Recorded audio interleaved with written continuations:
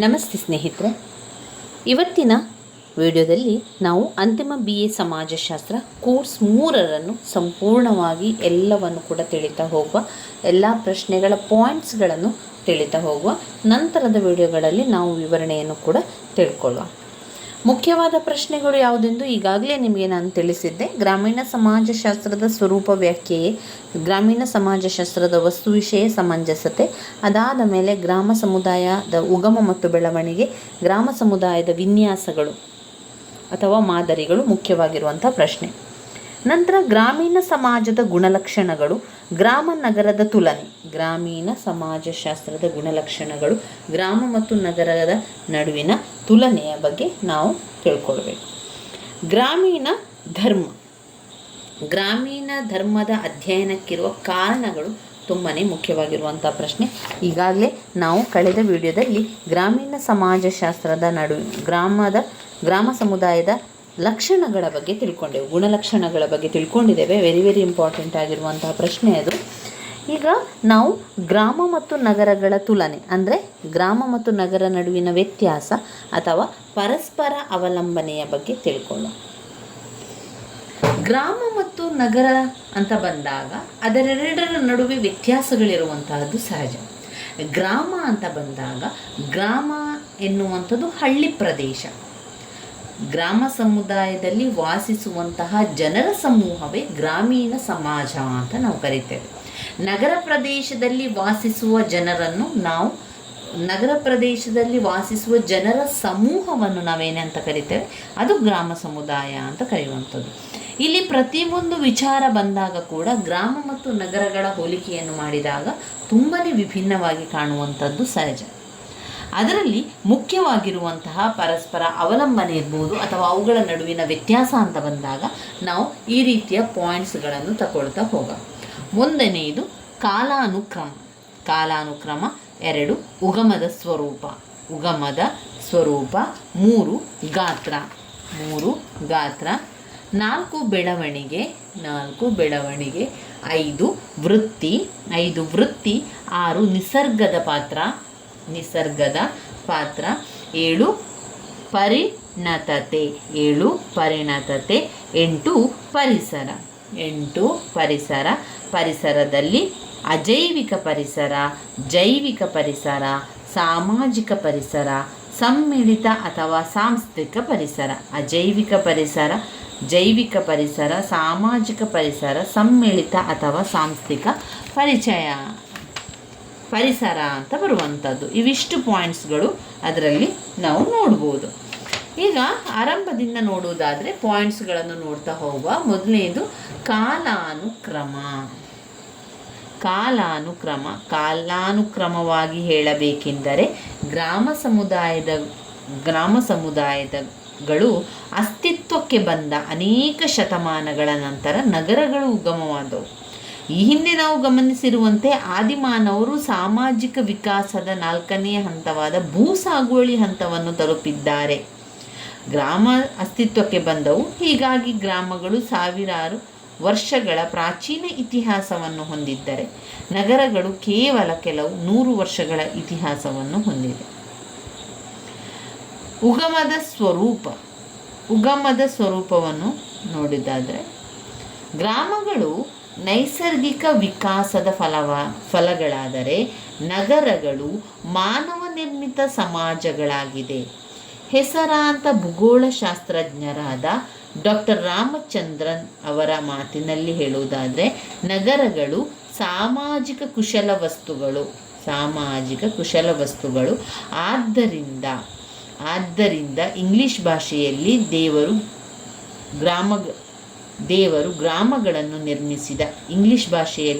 ಗ್ರಾಮಗಳನ್ನು ನಿರ್ಮಿಸಿದ, ಮಾನವ ನಗರಗಳನ್ನು ನಿರ್ಮಿಸಿದ ಎನ್ನುವಂಥ ನಾನುಡಿಯನ್ನು ಕೇಳ್ಬೋದು.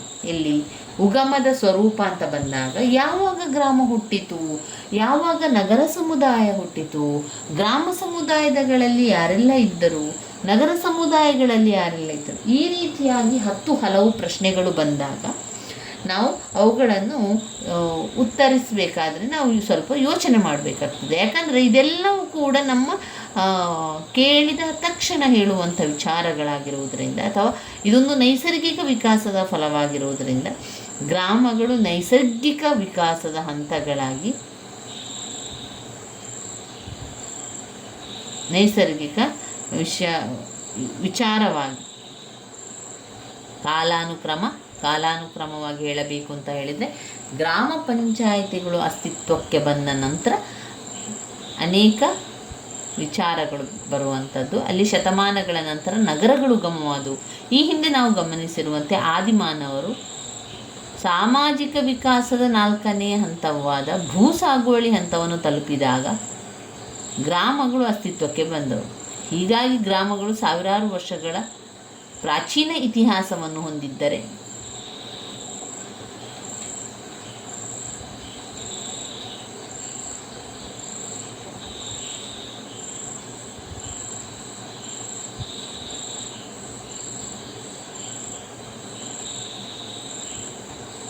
ಇಲ್ಲಿ ಕಾಲಾನುಕ್ರಮ, ಉಗಮದ ಸ್ವರೂಪ, ಆಮೇಲೆ ಗಾತ್ರ. ಉಗಮದ ಸ್ವರೂಪ ಅಂದರೆ ಇಲ್ಲಿ ಈ ನಗರಗಳು ಯಾವಿಂದ ನಿರ್ಮಿತವಾಗಿದೆ ಅಥವಾ ಅಲ್ಲಿ ಬರುವಂಥ ನಿರ್ಮಿತ ವಸ್ತುಗಳು, ಕೆಲವೊಂದು ವಸ್ತುಗಳು ಕೂಡ ಯಾವ ರೀತಿ ಸಹಾಯವನ್ನು ಮಾಡ್ಬೋದು ಎನ್ನುವಂಥ ನೋಡುವಂಥದ್ದು ನಗರದ ಒಂದು ಉಗಮದ ಸ್ವರೂಪಗಳಲ್ಲಿ ತಿಳಿಯುವಂಥದ್ದು.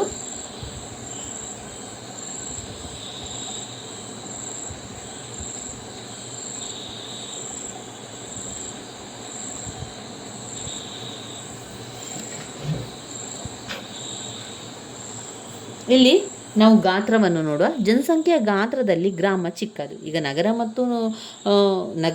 ಮತ್ತು ಗ್ರಾಮಗಳಲ್ಲಿ ನಾವು ನೋಡಿದ್ರೆ ವ್ಯತ್ಯಾಸವನ್ನು ನೋಡುವುದಾದರೆ ಗ್ರಾಮೀಣ ಪ್ರದೇಶವು ಕೂಡ ತುಂಬಾ ವ್ಯತ್ಯಾಸವನ್ನು ಹೊಂದಿದೆ, ನಗರ ಸಮುದಾಯಗಳು ಕೂಡ ವ್ಯತ್ಯಾಸವನ್ನು ಹೊಂದಿದೆ. ಗ್ರಾಮಗಳು ಜನಸಂಖ್ಯಾ ಗಾತ್ರಗಳಲ್ಲಿ ಗ್ರಾಮಗಳು ತುಂಬಾ ಚಿಕ್ಕದಾದವು, ನಗರಗಳು ದೊಡ್ಡವು. ಆದರೆ ಒಂದು ಸಮುದಾಯವನ್ನು ಗ್ರಾಮವೆಂದು ಗುರುತಿಸಬೇಕಾದರೆ ಇಂತಿಷ್ಟು ಜನಸಂಖ್ಯೆ ಇರಬೇಕೆಂದು ಅಂತಾರಾಷ್ಟ್ರೀಯ ಮಟ್ಟದಲ್ಲಿ ಮನ್ನಣೆ ಪಡೆದ ಒಂದು ನಿರ್ದಿಷ್ಟ ಮಾನದಂಡವಿಲ್ಲ.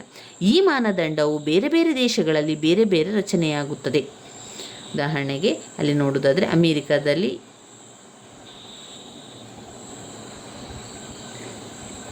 2500 ಅಥವಾ ಅದಕ್ಕಿಂತ ಕಡಿಮೆ ಜನಸಂಖ್ಯೆ ಹೊಂದಿದ ಸಮುದಾಯ ಗ್ರಾಮವೆಂದರೆ 2500ಕ್ಕಿಂತ ಹೆಚ್ಚು ಜನಸಂಖ್ಯೆಯನ್ನು ಹೊಂದಿದಂಥ ಸಮುದಾಯ ನಗರವೆಂದು ಪರಿಗಣಿಸಲಾಗುತ್ತದೆ.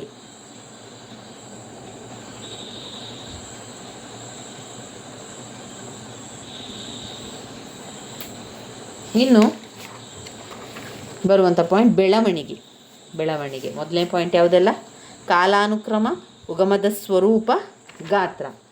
4 ಬೆಳವಣಿಗೆ. ನಗರಗಳು ಲಂಬಾಂತರವಾಗಿಯೂ ಸಮಾನಾಂತರವಾಗಿಯೂ ಕೂಡ ಬೆಳೆಯಬಹುದು.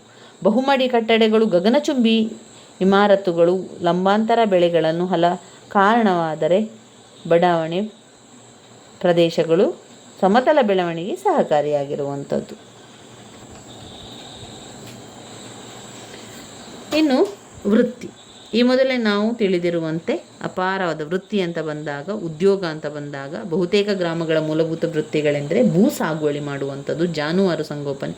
ಹೀಗಾಗಿ ಈ ರೀತಿ ಗಾತ್ರದಲ್ಲಿ ನಾವು ನೋಡಿದರೆ ಅಥವಾ ಒಂದು ವೃತ್ತಿ ಅಂತ ಬಂದಾಗ ಸಮುದ್ರದ ರೀತಿಯಲ್ಲಿ, ಅಂದರೆ ಅಷ್ಟು ಕೂಡ ಬೇರೆ ಬೇರೆ ಬೇರೆ ಬೇರೆ ಬೇರೆ ವೃತ್ತಿಯನ್ನೆಲ್ಲ ಕಾಣ್ಬೋದು. ಅವುಗಳು ಒಂದೊಂದು ಪ್ರದೇಶಕ್ಕೆ ಒಂದೊಂದು. ಈಗ ಗ್ರಾಮ ಅಂತ ಬಂದಾಗ ಗ್ರಾಮಕ್ಕೆ ಸಂಬಂಧಪಟ್ಟಂಥ ವೃತ್ತಿಗಳು, ನಗರ ಸಮುದಾಯ ಅಂತ ಬಂದಾಗ ನಗರ ಸಮುದಾಯಕ್ಕೆ ಬಂದಂಥ ವೃತ್ತಿಗಳು.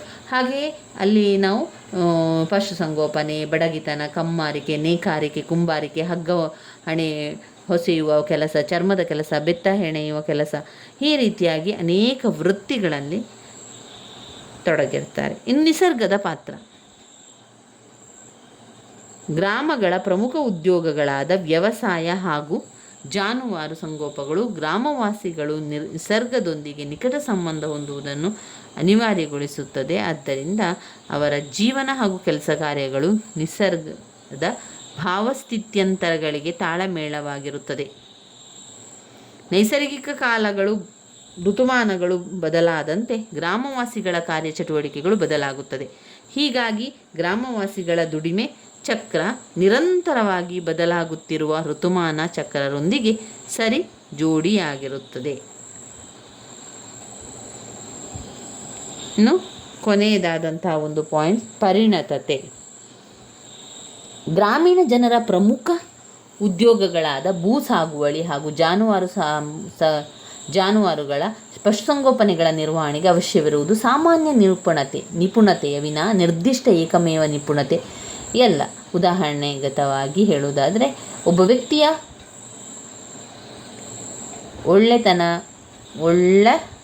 ಒಳ್ಳೆಯ ರೈತನೆನಿಸಿಕೊಳ್ಳಬೇಕಾದರೆ, ಒಬ್ಬ ರೈತ ಅಥವಾ ಒಬ್ಬ ಒಳ್ಳೆಯ ವ್ಯಕ್ತಿ ರೈತನೆನಿಸಿಕೊಳ್ಳಬೇಕಾದರೆ ಆತನಿಗೆ ಜಮೀನನ್ನು ಉತ್ತುವುದರಿಂದ ಮೊದಲಾಗಿ ಫಸಲನ್ನು ಪೇಟೆಯಲ್ಲಿ ಮಾರಾಟ ಮಾಡಿ ಹಣ ಗಳಿಸುವವರೆಗಿನ ಎಲ್ಲ ಹಂತಗಳ ಕಾರ್ಯಚಟುವಟಿಕೆಗಳ ಜ್ಞಾನವಿರಬೇಕು. ಅದೇ ಪ್ರಕಾರ ಆತನಿಗೆ ಯಾವ ಜಮೀನುಗಳಲ್ಲಿ ಯಾವ ಕಾಲಕ್ಕೆ ಏನನ್ನು ಬೆಳೆಯಬೇಕು ಎಂಬುದನ್ನು ಕೂಡ ಹವಾಮಾನ ಯಾವ ಬೆಳೆಗೆ ಅನುಕೂಲ ಎಂದು ನಾವು ತಿಳಿಸಿಕೊಡುವಂಥದ್ದು. ಇನ್ನು ಉಚ್ಚ ನೈಪುಣ್ಯತೆಗಳ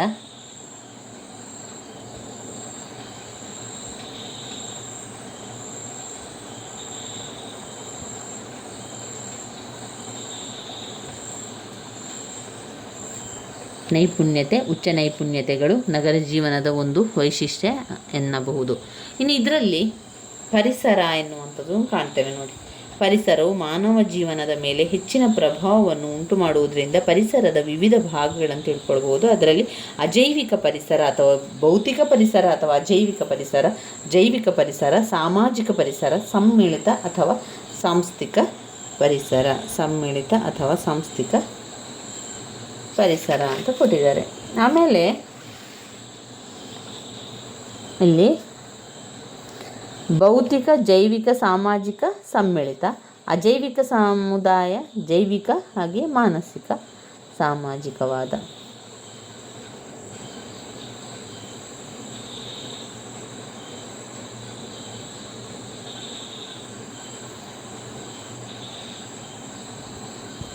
ಅಜೈವಿಕ ಪರಿಸರ, ಜೈವಿಕ ಪರಿಸರ, ಸಾಮಾಜಿಕ ಪರಿಸರ, ಭೌತ ಸಾಮಾಜಿಕ ಪರಿಸರ, ಜೀವ ಸಾಮಾಜಿಕ ಪರಿಸರ, ಏಕರೂಪತೆ, ಜೈವಿಕ ಸಾಮಾಜಿಕ ಪರಿಸರ, ಸ್ತರ ವಿನ್ಯಾಸ, ಅತಿರೇಕಗಳು.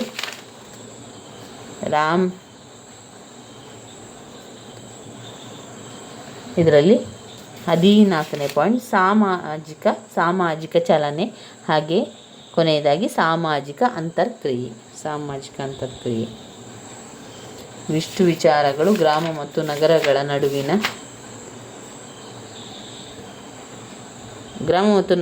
ನಡುವಿನ ಇಲ್ಲಿ ಪರಸ್ಪರ ಅವಲಂಬನೆಯಿಂದ ಈ ಕಾರ್ಯಕ್ರಮವನ್ನು ಮಾಡಲಾಯಿತು ಎನ್ನುವಂಥದ್ದು ವಿಚಾರವನ್ನು ಹೇಳುವಂಥದ್ದು. ಅಥವಾ ಒಂದು ಸಾಮಾಜಿಕ ಬದಲಾವಣೆ ಅಂತ ಬಂದಾಗ ಯಾವುದಾದ್ರೂ ಒಂದು ವಿಚಾರವನ್ನು ಅದರಲ್ಲಿ ಸೇರಿಸಿ ಹೇಳುವಂಥದ್ದು.